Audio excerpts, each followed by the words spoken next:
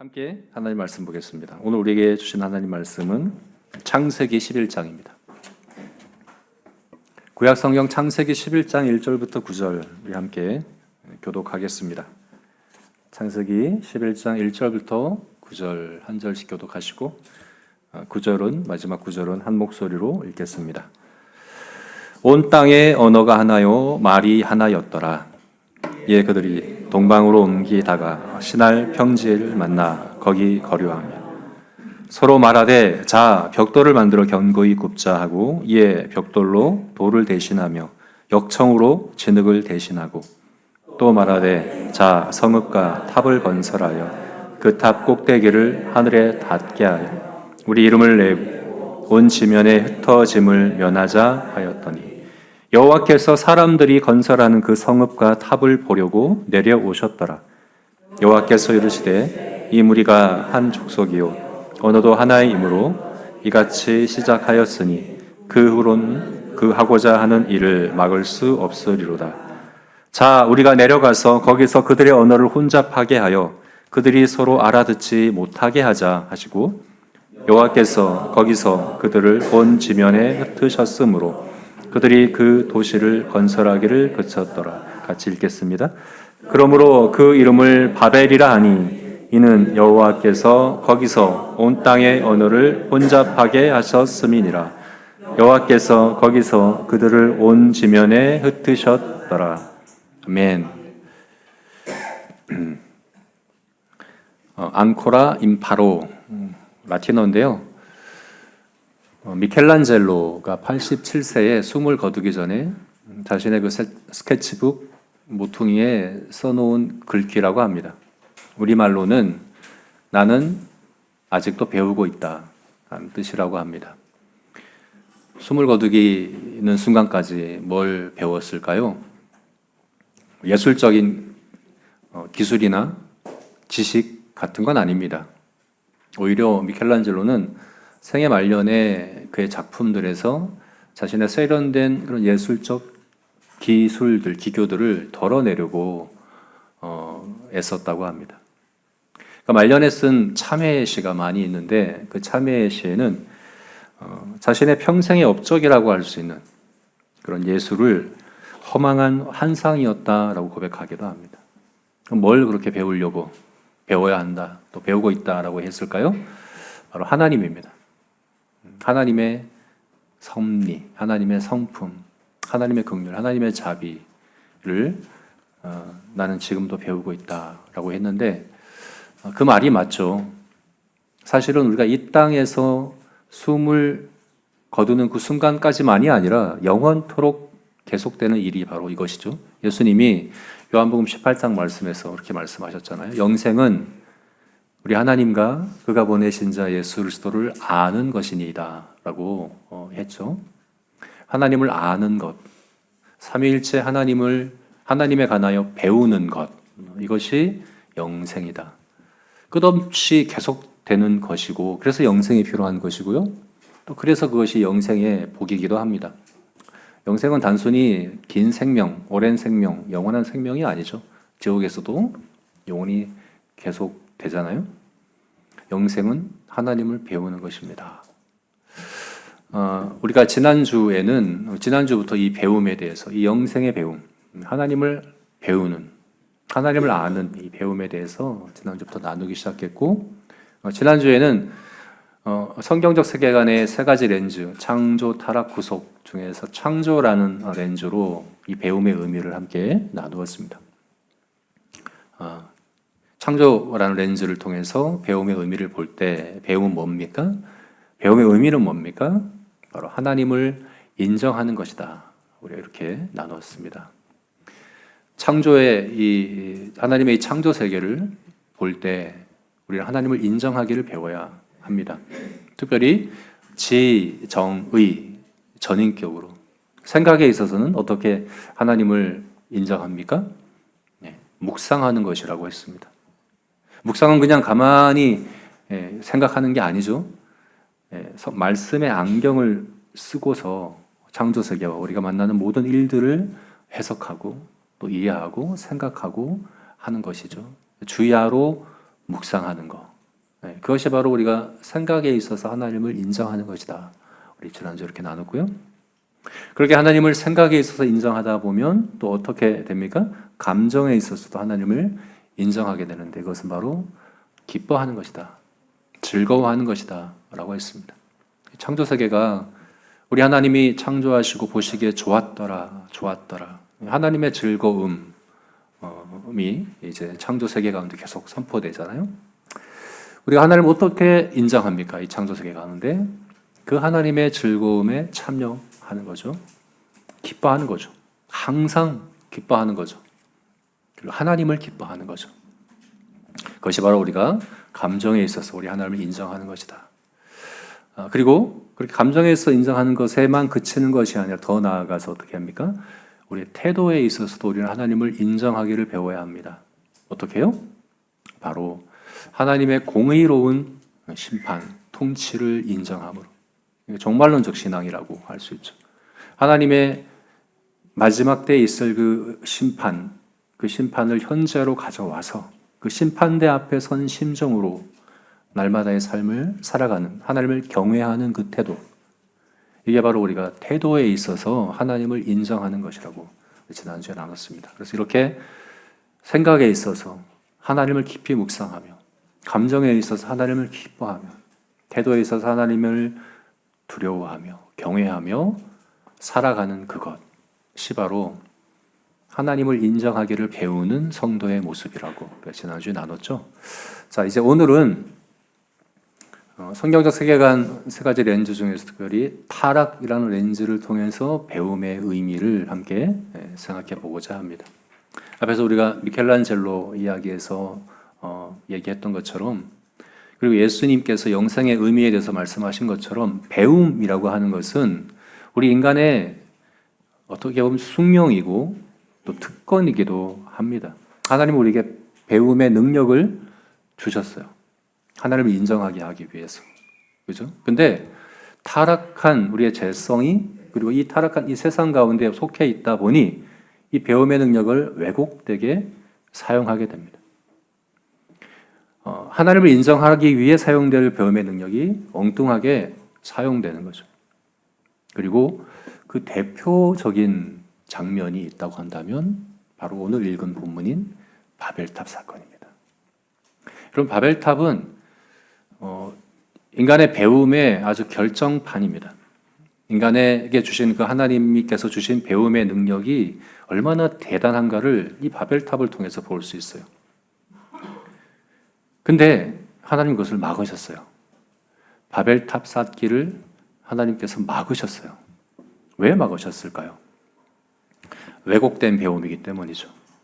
하나님이 주신 배움의 능력이 왜곡되게 사용되었기 때문이죠. 그래서 그렇다면 어떤 측면에서 이 바벨탑을 쌓은 이 사건은 하나님 보시기에 왜곡된 것이었을까? 이것이 그때만이 아니라 지금도 우리가 계속 되고 있는, 우리가 계속 마주하고 있는 이 세상에서 접하고 있는 것이거든요. 이 바벨탑은.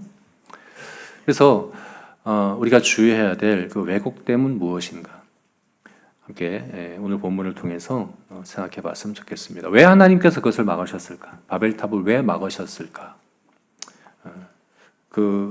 왜 막으셨을까에 대한 답을 함께 표면적인 것에서부터 점점 더 그런 본질적인 차원의 이유로 찾아봤으면 좋겠습니다. 먼저 우리가 생각해 볼 수 있는 이유는 뭐냐면, 문명과 인류의 그 기술의 발달이 하나님 보시기에 악해서, 하나님이 기술이 발달하고 문명이 발달하는 것을 하나님께서 악하다 보셔서 그런 것일까? 이렇게 생각할 수 있죠. 3절 말씀 보게 되면 3절 말씀에 이렇게 말하고 있죠. 자, 벽돌을 만들어 견고히 굽자.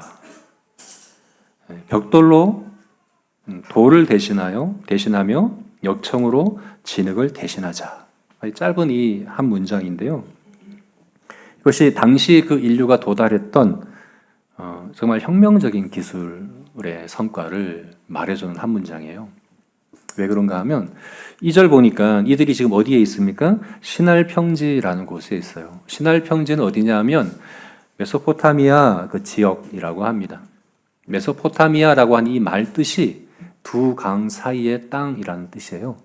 어떤 두 강이냐면 유프라테스 강과 티그리스 강이고요. 그래서 이 시날 평지는 광활하고 비옥한 평야지대를 이야기한다고 볼 수 있습니다. 살기 좋은 풍요로운 땅이죠. 그런데 문제가 있습니다. 건축하기에, 집을 짓고 성을 쌓기에는 부적합한 땅입니다.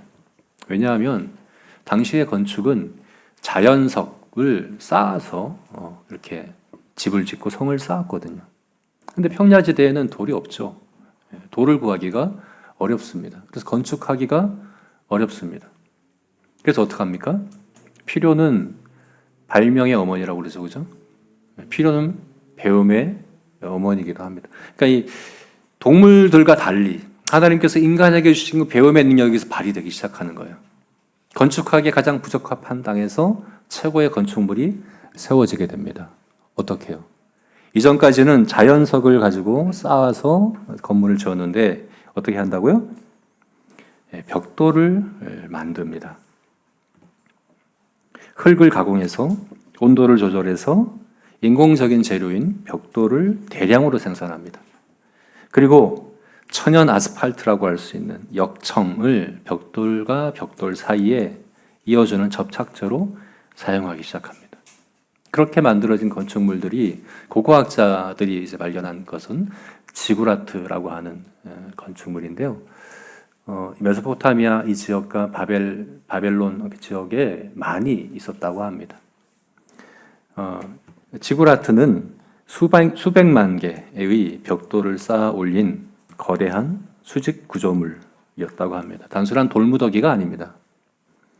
최고의 수학적인 계산, 천문학적인 관측, 그리고 고도의 토목공학이 집약된 당대 문명의 정점이고 첨단 기술의 결정체다, 이렇게 볼 수 있는 거예요. 그것을 하나님께서 5절 말씀 보니까 내려가서 살펴보십니다. 그 인간에게 주신 그 배움의 능력이 최대로 발휘되어 그 이제 쌓아진 이 탑을 볼 때 하나님이 어떠셨을까요? 기뻐하셨을까요? 아니죠. 하나님 그것을 막으셨습니다. 쌓지 못하도록 하셨습니다. 왜 그랬을까? 기술이 발달하는 게 하나님 보시기에 악한 것인가? 기술이 발달하고 문명이 발달하는 것이 나쁜 것인가? 아미시라고 있어요. 지금도 미국과 캐나다 지역에 아미시 공동체가 있다고 합니다. 이들은 신앙을 지키기 위해서 문명을 거부하며 살아갑니다. 지금도 자동차를 사용하지 않고 마차를 타고 다닙니다. 당연히 텔레비전이나 인터넷이나 전화가 없이 살아갑니다. 공공 상하수도 시설과의 연결을 거부합니다. 공공 전력망도 거부합니다. 당연히 가전제품 이런 것들 사용하지 않겠죠. 냉장고는 있다고는 하는데 공공 전력망과 연결되지 않는, 그러니까 캠핑용 같은 그런 냉장고 같은 그런 것들을 사용하겠죠. 왜 이렇게 할까요?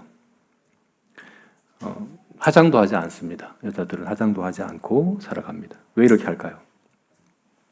쉽고 편하고 빠르고 안전하다 하는 것이 이제 현대 기술 문명의 혜택이라고 볼 수 있는데, 다른 한편으로는 우리 영혼에 아주 미묘한 부작용들을 이 현대 기술 문명이 주기 때문에 그렇다고 합니다. 어떤 부분에 그럴까요? 기술이 정교해질수록 우리는 은연중에 하나님 없이도 충분히 안전하다 하는 그런 오만한 생각들을, 거짓된 그런 확신들을 갖게 되는 거죠. 홍수가 나도 재앙이 닥쳐도 우리가 쌓아 올린 이 견고한 시스템과 기술의 요새 안에서 우리는 안전하다라고 생각하는 거죠. 한번 생각해 보세요. 농경사회에서는 열심히 씨를 뿌리고 또 농사를 지어도 비가 오지 않으면 망할 수밖에 없어요. 그래서 이른 비와 늦은 비를 주시기를 구하고 하나님 의지할 수밖에 없어요. 그런데 2차 산업, 3차 산업 사회가 되면 그렇지 않죠. 덜 의지하게 되고 덜 생각하게 되는 것이 또 우리들 아니겠습니까? 그래서 그렇다고 합니다. 이 아미시는 그래서 이 기술 문명을 거부합니다. 또한 기술 문명이 발달하면 우리 일상이 바빠지죠. 이들이 거부한 이유 중에 또 중요한 이유가 그건데요. 발달하면, 기술이 발달하면 더 효율적인 도구들이 생기면 우리가 더 여유로워져야 되는데 오히려 더 바쁘고 분주해진다는 겁니다. 요즘은 AI, 인공지능이 이제 아주 보편적으로 이제 사용되고 있어서 봤더니 훨씬 빠르고 훨씬 효율적으로 일을 할 수 있게 되었다고 합니다. 얼마나 빠르게 일을 할 수 있는지 몰라요. 그러면 더 여유로워져야 되잖아요. 근데 그렇지가 않다고 해요. AI가 그 기술을 대신하니까 많은 사람들을 고용하지 않아도 되고 고용 인력이 작아지고 적은 사람이 더 많은 일을 하게 되는, 사실은 일이 더 많아지는 그런 결과를 낳는다고 합니다. 또 TV나 인터넷이나 스마트폰, 예전에는 TV도 TV 나오는 시간이 정해져 있어서 그때만 볼 수 있었다면 지금은 어느 때든지 24시간 어느 곳에서든지 볼 수 있죠. 하나님은 우리에게 처음 창조 때부터 7일의 하루를 안식일로 정하고 그날은 너희 일을 쉬어라. 일이 나쁜 일이 아니에요. 하나님께서 주신 각자에게 주신 그런 소명들인데 그런 일들을 쉬고 왜 쉬어야 합니까? 그걸 그치지 않으면 하나님께 그리고 이웃에게 관심을 두지 못하는 것이 우리들이거든요. 그래서 일을 쉬어라, 하루는 멈춰라. 너희는 가만히 있어서 내가 하나님 됨을 알아라. 그래서 그래야지 우리가 묵상이 되고 그래야지 하나님을 기뻐할 수 있고 그래야지 하나님을 경외하는 태도가 가능한 거예요. 근데 오히려 기술 문명이 그것을 방해한다. 오히려 그렇게 하지 못하게 한다라고 보는 거죠. 그래서 그렇게 한다고 합니다. 여러분은 어떻게 생각하세요? 우리는 어떻게 해야 될까요? 그렇게 해야 될까요? 우리도 아미시 공동체처럼 당장 모든 기술 문명을 거부하고 끊고 살아야 될까요? 그게 가능할까요? 오히려 성경은 예수님은 우리가 세상의 빛과 소금이 되라고 말씀하셨죠. 그죠? 말 아래 두지 않고 등경 위에 두나니 세상에 비추도록, 세상 안에서 소금의 역할을 하도록 우리를 부르셨지, 세상에서 구분돼서 분리돼서 따로 멀리 외딴 곳에서 그렇게 세상의 기술 문명을 거부한 채 살아가라고 우리를 부르신 것이 아니거든요. 그리고 하나님이 우리에게 주신 이 배움의 능력, 그러니까 이 기술 문명을 발달시키고 배우고 하는 이 모든 능력은 하나님이 우리에게 주신 하나님의 형상 가운데 속한 것이라고 볼 수 있거든요. 그래서 아담에게 주신 땅을 정복하라, 다스리라. 이게 이제 문화명령이거든요. 문화명령은 하나님의 창조 세계를 연구하고 고민하고 생각하고 개발하고 그래서 문화를 만들어 가라는 것이고, 사실 이렇게 기술 문명이 발달해 가는 것도 사실은 우리에게 주신 하나님의 문화명령, 사명이라고 볼 수 있는 거예요. 그래서 이거 자체가 나쁜 게 아니에요. 이것 자체가 악한 것 아니에요. 그래서 어떤 분들은 이렇게 우리가 이렇게 과학이 너무 발달하고 기술 문명이 너무 발달하고 AI가 막 발달하고 빅데이터가 막 이렇게 쓰여지고 하면 이거 우리 거부해야 되는 것 아닌가? 이렇게 생각하는 분들도 있는 것 같아요. 신앙인들 중에서. 근데 저는 그렇게 생각하지 않습니다. 기술 문명 자체를 우리가 염려할 필요는 없습니다. 그건 자체는 악한 게 아니에요. 하나님이 우리에게 주신 배움의 능력을 사용한 것이죠. 하나님께서 바벨탑을 막으신 것은 그들의 그 기술 때문이 아니에요. 그들의 그 똑똑함 때문에 하나님이 막으신 게 아니에요. 그 자체는 나쁜 게 아니에요. 왜 막으셨습니까? 그것보다도 한 단계 더 들어가 보면 다른 이유가 있죠. 왜 그것을 막으셨는가? 그래서 우리가 생각해 볼 수 있는 두 번째 이유는 뭐냐면 연합입니다. 인류의 연합과 일치, 하나됨, 단합입니다. 6절 말씀 보게 되면 그렇게 말씀하고 있죠. 여호와께서 이르시되 이 무리가 한 족속이요 언어도 하나이므로 이같이 시작하였으니 이후로는 그 하고자 하는 일을 막을 수 없으리로다. 하나님께서 뭘 막으시려는 거예요? 하나이고 그들이 한 족속이고 언어도 하나이므로 하나다 하는 거죠. 그래서 하나님께서 바벨탑을 무너뜨리지 않으셨어요. 그들의 언어를 혼잡케 하셨어요. 하나님께서 막으신 건 그들의 하나됨이에요. 연합이에요. 하나 되지 못하도록 하신 것이죠. 그래서 우리가 생각할 수 있죠. 아, 하나 되는 것, 연합되는 것, 단합하는 것. 이게 하나님께서 그들에게서 보신 문제이구나. 그게 악한 것이구나. 우리가 이렇게 생각할 수 있어요. 그렇게 생각하나요? 근데 대부분은 우리가 그렇게 생각하지 않아요. 아, 연합하는 거, 하나 되는 거, 이거 하나님이 기뻐하시는 건 아닌가? 그 좋은 것 아닌가? 그게 왜 나쁘지? 이렇게 생각할 수 있는데, 여러분 성경을 자세히 보시면 또 그렇지만도 않습니다. 하나님이 오히려 구분하고 구별하고 단절시키고 분열시키고 나누는 일을 하셔요. 거룩함이란 말 자체가 그거예요. 거룩함은 구분을 의미하거든요. 자른다, 구별한다 하는 의미거든요. 오늘 바벨탑 이 사건뿐만이 아닙니다. 예수님이 오셔서는 어떻게 말씀하셨습니까? 마태복음 10장 말씀에 이렇게 말씀했죠. 마태복음 10장 34, 35절 제가 읽겠습니다. 내가 세상에 화평을 주러 온 줄로 생각하지 말라. 화평이 아니요 검을 주러 왔노라. 내가 온 것은 사람이 그 아버지와 딸이 그 어머니와 며느리가 그 시어머니와 불화하게 하려 함이니. 인간관계 가운데 가장 가까운 관계인 혈연관계, 가족관계죠. 그런데 예수님은 오히려 그들을 불화하게 하려고, 그들을 분열시키려고, 그들을 나누려고 오셨다라고 말씀하세요. 누가복음 6장에서는 이렇게 또 말씀합니다. 모든 사람이 너희를 칭찬하면 화가 있도다. 모든 사람과 화목하게 화평하게 잘 지낸다면 그거는 잘못된 거라는 거예요. 화가 있다라고 말씀하셨어요. 잠언 29장 27절 말씀도 보게 되면 불의한 자는 의인에게 미움을 받고 바르게 행하는 자는 악인에게 미움을 받느니라. 내가 바르게 행하고 있고 의롭게 행하고 있는데 모든 사람이 나를 칭찬해, 나를 다 좋아해. 그건 거짓입니다. 바르게 행하고 의롭게 행한다면 미움을 받는 게 맞아요. 불화하는 게 맞아요. 나뉘어짐이 있을 수밖에 없어요. 그래서 에큐메니컬이라고 들어보셨어요? 이것은 교회 일치 운동이에요. WCC와 같은 그런 이제 단체들이 하고 있는 이제 에큐메니컬 운동이 교회 일치 운동인데, 이것이 왜 문제냐면 하나 되자, 연합하자, 우리가 일치하자.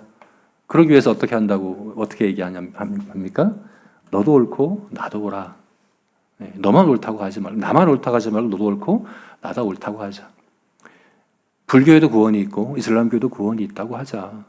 서로 가리키는 손가락은 달라도 다른 하나인 것처럼 우리가 서로 다 이해하고 다 존중하고 그렇게 우리가 하나 되자라고 하는 종교다원주의로 가는 거죠. 그리고 성경에 얘기하는 이 교리들이 흐려지는 거죠. 명확하게. 진리가 있다면 거짓이 있을 수밖에 없거든요. 진리는 반드시 분열을, 나님에 이를 수밖에 없습니다. 그래서 여러분, 이 타락한 세상에서 하나님을 거부하고 하나님을 무시하는 사탄이 세상의 임금과 신이라고 하는 이 세상의 문화 가운데에서 하나가 된다, 연합한다, 일치한다, 단합한다. 이건 하나님 보시기에 악한 것일 수 있잖아요. 그죠? 그래서 우리가 생각할 수 있는, 바벨탑은 그래서 악한 거구나. 그래서 하나님께서 하나 되기를 막으셨구나. 이렇게 생각하고, 그래서 우리도 그렇게 생각할 수 있어요. 우리가 교회 안에서 우리 성도끼리 교회가 연합하고 하나 된 건 당연히 해야 되겠지만, 우리가 일반적으로 살아가고 있는 이 세상에서 비그리스도인과의 관계에서, 이 사회에서, 우리 직장에서, 우리 이웃들과의 관계에서 그들과 화목하고 그들과 화평하고 그들과 연합하고 단합하고 이건 나쁜 건가? 그건 안 되는 건가? 그렇게 생각할 수 있다는 거예요. 어떻게 생각하세요? 비그리스도인하고는 잘 지내면 안 되나요? 그렇지가 않죠, 그죠? 사도 바울이 얘기했잖아요. 너희는 할 수만 있으면 모든 사람과 더불어 화목하라. 예수님도 말씀하셨어요. 화평케 하는 자는 복이 있나니 하나님의 아들이라 일컬음을 받게 될 것이다. 원수를 사랑하고 너희를 박해하는 자들을 위해서 기도하라. 물론 진리에 있어서 타협하거나 양보하면 안 되죠. 그건 안 됩니다. 그건 양보할 수 없습니다. 그러나 그럼에도 불구하고 우리는 화목하기를 힘써야 됩니다. 단합하기를, 화평하기를 힘써야 하는 것이 바로 우리들입니다. 그래서 이 하나됨 자체가 문제가 아니에요. 비그리스도인이라고 하더라도 그들과 화목하고 화평한 것 자체가 문제가 아니에요. 그들과 연합하고 하나 되는 것 자체가 잘못된 게 아니에요. 하나님께서 바벨탑을 막으신 것은 그 하나됨이 약해서가 아니에요. 그보다 더 깊은 이유가 있어요. 그게 뭘까요? 4절 말씀에 있는 것이죠. 뭡니까? 우리 이름을 내자 하는 이것 때문이죠. 그들이 기술이 발달하고 또 그 발달된 기술을 가지고 그리고 하나 되고 연합하고 단합한 그 하나됨을 가지고 뭘 하려고 했어요? 우리 이름을 내자라고 이야기를 한 거예요. 우리를 가시하고 우리를 나타내고 우리 영광을 우리 능력을 높이자 하는 거죠. 사실 이것이 우리가 창세기 2장에서 봤던 아담과 하와의 타락 가운데 봤던 죄성의 본질이라고 할 수 있죠. 죄는 자기중심성, 자기숭배라고 볼 수 있습니다. 내가 하나님과 같아지겠다 하는 그 마음이 아담과 하와를 타락하게 만들었잖아요. 그 사탄도 마찬가지예요. 이사야서 14장 말씀 보게 되면 내가 하늘에 올라 하나님의 뭇별 위에 내 자리를 높이리라. 가장 높은 구름에 올라가 지극히 높은 이와 같아지리라 하는 자기숭배가 사탄의 타락의 본질이라는 걸 볼 수 있습니다. 그래서 여러분, 뭐가 악한 겁니까? 내가 높아지고자 하는, 내가 나를 드러내고자 하는, 내가 인정받고자 하는 그 마음, 그 죄된 마음이 하나님 보시기에 악했다라고 볼 수 있는 거죠. 이게 예수님 시대에도 바리새인들과 그죠? 사람들에게 인정받고자 자기의 의를 행하고자 하고 외식했던 그 바리새인들에 있었던 예수님이 가장 책망했던 그 모습이 바로 이런 모습들이지 않습니까? 그죠? 그래서 우리가 이렇게 생각할 수 있어요. 기술을 사용하고 연합하고 하되 자기를 높이려고 하는 그것이 잘못된 것이구나 라고 생각할 수 있어요. 근데 여기에만 멈추면 안 됩니다. 왜냐하면 우리가 또 그렇게 생각할 수 있거든요. 그러면 우리는 높아지면 안 되는 거구나.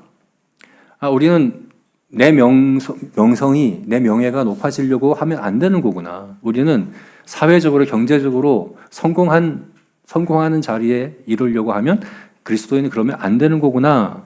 라고 그렇게 생각할 수 있거든요. 근데 그건 잘못된 생각입니다. 바로 다음 장이죠. 창세기 12장 2절 말씀 보니까 하나님께서 아브라함을 부르실 때 이렇게 말씀하셨잖아요. 같이 읽어봅시다. 창세기 12장 2절 말씀. 같이 읽겠습니다. 내가 너로 큰 민족을 이루고 내게 복을 주어 내 이름을 창대하게 하리니 너는 복이 될지라. 하나님이 아브라함을 부르세요. 이 바벨탑을 쌓는 것을 막으시고 아브라함을 부르실 때 뭐라고 하시냐면 내가 너의 이름을 창대하게 하겠다라고 하세요. 내가 너의 이름을 높이겠다, 크게 하겠다라고 말씀하세요. 이건 바벨탑을 쌓던 사람들과 똑같은 거잖아요, 그죠? 바벨탑을 왜 쌓으려고 했다고요? 우리 이름을 내려고, 우리 이름을 높이려고, 우리 이름을 크게 하려고 했었잖아요. 근데 하나님이 그들을 막으시고 결국 어떻게 하신다고요? 내가 너의 이름을 창대하게 하겠다라고 말씀하세요. 하나님이 우리의 이름이 높아지는 걸 싫어하시는 게 아니에요. 하나님은 원하시잖아요. 신명기 28장 말씀 보게 되면 또 그렇게 말씀하고 있죠. 제가 읽겠습니다.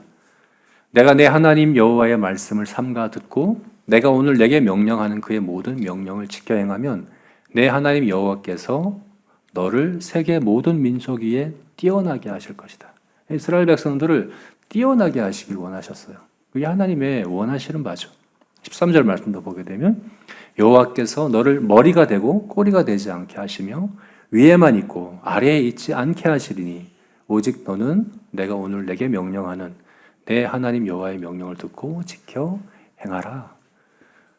우리를 세상에서 꼬리가 되게 하고 아래에 있게 하려고 하는 게 아니라 높이시려고, 우리 이름을 창대하게 하시려고, 우리를 뛰어나게 하시려고, 우리의 명성이 높아지고 우리가 사회적으로도 경제적으로도 성공한 자리에 있게 하시는 것이 하나님 원하시는 바라고 말씀하고 있거든요. 그래서 사실은 이것을 구하는 것 자체가 나쁜 건 아니에요. 이것 자체가 나빠서 하나님께서 바벨탑을 막으신 게 아니라는 거예요. 기술이 발달하는 것도 아니고, 그들이 연합하고 하나 되는 것도 아니고, 그들의 이름이 높아지는 것도 근본 이유는 아니에요. 그럼 뭡니까? 왜 막으셨습니까? 아주 중요한, 아주 결정적인 이유가 있죠. 그게 뭐냐면 오늘 설교 제목이기도 한데 바로 목적입니다. 목적과 방향에 있어서 이들은 잘못되었기 때문입니다. 오늘 본문에 나오는 이 바벨탑을 쌓은 인류의 배움, 그 배움에는 결정적인 한 가지가 빠져 있습니다. 우리가 지난주에 나눴던 여호와 하나님을 인정하고 하나님을 영화롭게 하는 목적입니다.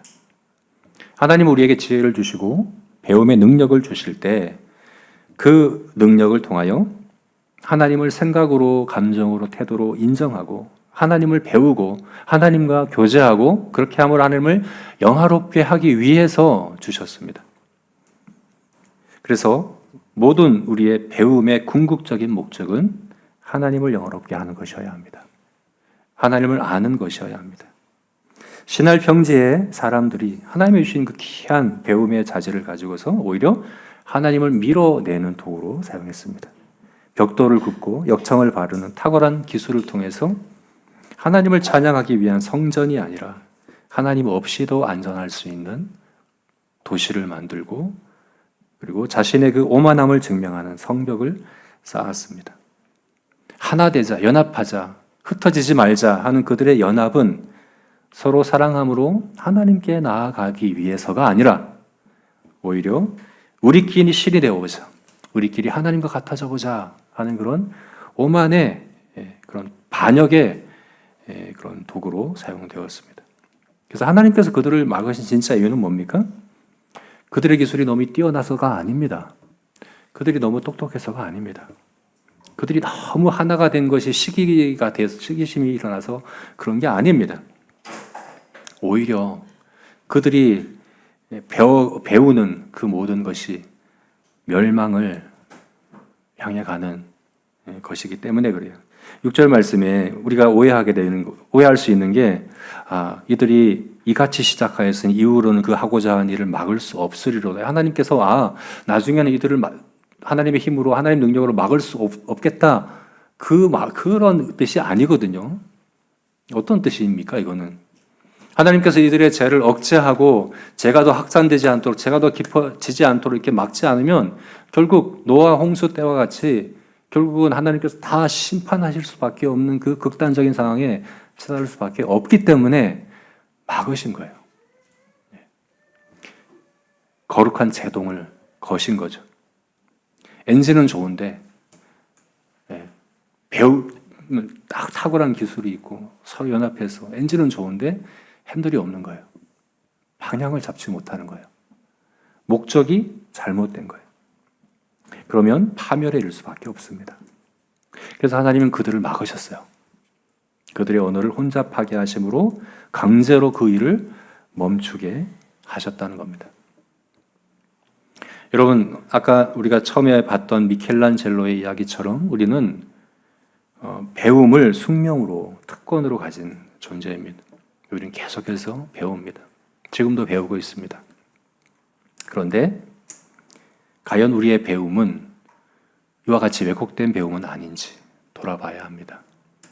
목적을 잃어버린 우리의 재능 넘어 계신 창조주 하나님을 보고 알고 배우고 영화롭게 하는 그런 배움이 아닌 단지 우리의 뛰어난 기술과 또 우리의 연합과 우리의 명성과 우리의 성공에만 그치는 그런 배움은 아닌지 돌아봐야 하는 거죠. 그래서 우리 자신에게 우리가 함께 이렇게 적용해 봤으면 좋겠습니다. 목적을 찾은 배움, 목적 없는 왜곡된 배움이 아니라 하나님이 주신 이 배움의 목적을 바르게 아는 그런 배움을 우리가 하기 위해 어떻게 해야 될까? 개인적인 차원과 또 가정의 차원과 공동체적인 차원에서 이렇게 세 가지로 우리가 적용해 봤으면 좋겠습니다. 첫 번째는 개인적인 차원입니다. 개인적인 차원에서 우리는 어떻게 해야 합니까? 나를 증명하는 공부에서 주를 알아가는 배움으로 변해야 합니다. 우리 지금도 배우고 있습니다. 태어나는 순간부터 죽는 순간까지 배웁니다.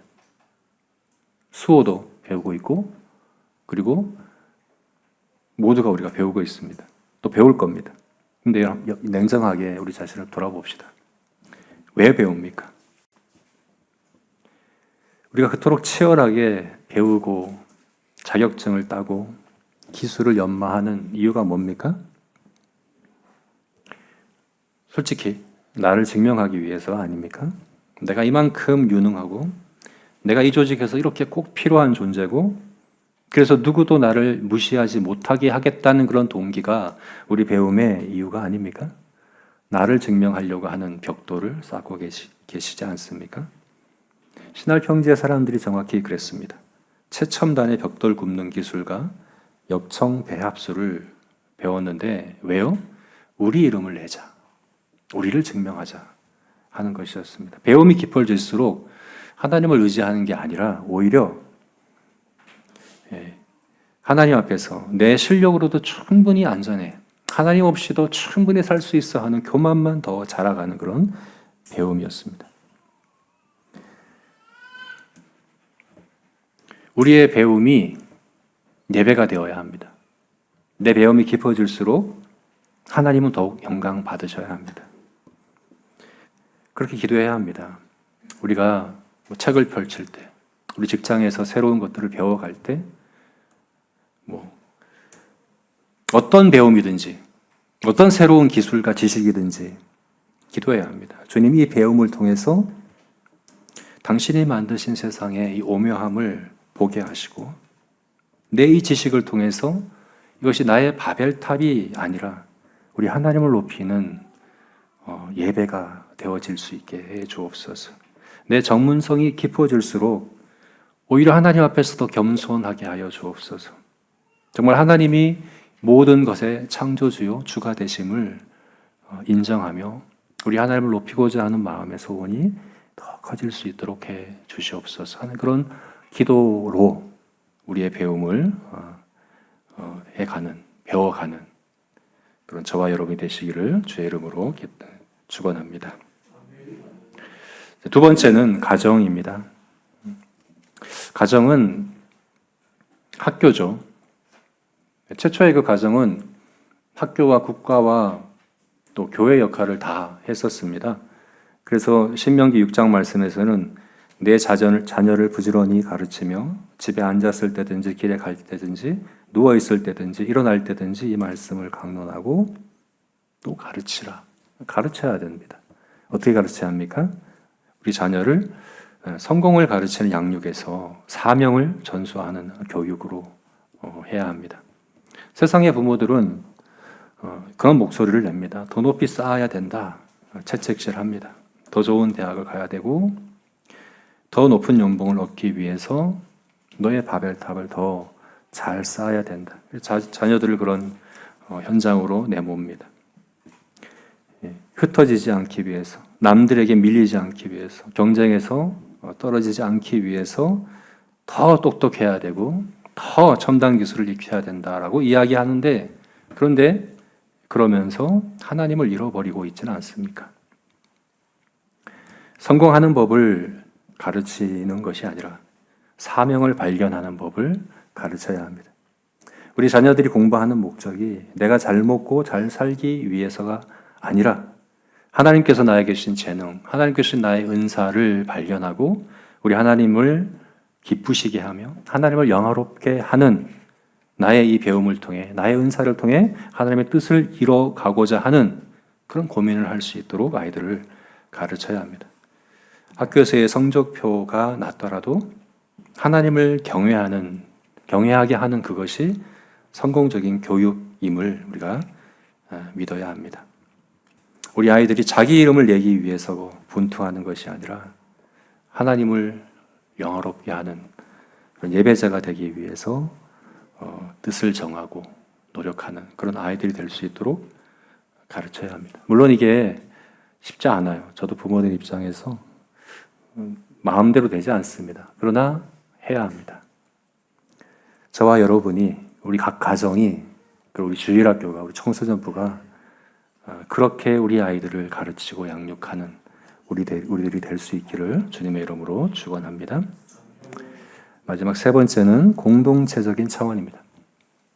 공동적인 차원, 우리 제자교회 공동체적인 차원에서 우리끼리의 결속에서 세상을 향한 연합으로 변화되어야 합니다. 이들도 하나 되었습니다. 연합했습니다. 우리 흩어지지 말자, 하나 되자 했습니다. 그런데 하나님께서는 그 하나됨을 흩어버리셨습니다. 왜 그렇습니까? 폐쇄적인 그들만의 리그였다고 볼 수 있기 때문이죠.